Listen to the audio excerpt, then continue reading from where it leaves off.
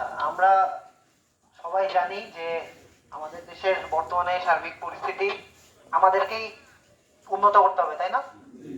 এখন কি আমরা নিজেদের মধ্যে মারামারি করলে পরবর্তীতে বাইরের দেশের কাছে আমাদের একটা মানে গ্রহণযোগ্যতা থাকবে, না কি আমরা আক্রমণের শিকার হব? নিজের ঘর যদি না দেখি তাহলে তো বাইরের মানুষ এসে ঘরে থাকবে, তাই না? তো আমরা এখন এখানে যেই পরিস্থিতি আমি জানতে পারছি, তাতে আমরা নিজেরা ঘরের মধ্যেই মারামারি করতেছি, নিজের মনে ঘরের মধ্যেই কাটাকাটি করতেছি। এটা তো ঠিক না, তাই না? সবাই তো বাংলাদেশের নাগরিক আমরা, তাই না? সবাই বাংলাদেশি কিনা? তাহলে আর সমস্যা কোথায়? সবাই মানুষ, সবাই বাংলাদেশি, একই দেশে থাকি, একই বাতাস নিঃশ্বাস নেই, তাই না? কেউ কি আলাদা বাতাসে নিঃশ্বাস নেই? তো বেঁচে থাকার জন্য যে অক্সিজেনটা, এটা যেহেতু সবাই সেম নেই, একই বাতাস নেই, তো এখানে তো একজন আরেকজনের সাথে মারামারি কাটাকাটি করার দরকার নেই। দরকার আছে? আমরা নিজেরা যদি আইন শৃঙ্খলা পরিস্থিতির অবনতি ঘটাই, তাহলে কাদের ক্ষতি?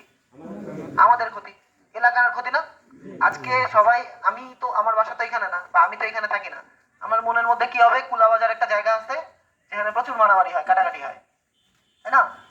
এই জিনিসটা যদি আমি এখানে এসে ভাবি, তাহলে বাইরের দেশের অন্যান্য জেলার মানুষ, অন্যান্য থানার মানুষ, তারা কি ভাববে? তারাও ভাববে যে এই জায়গার মানুষ মনে হয় এরকমই।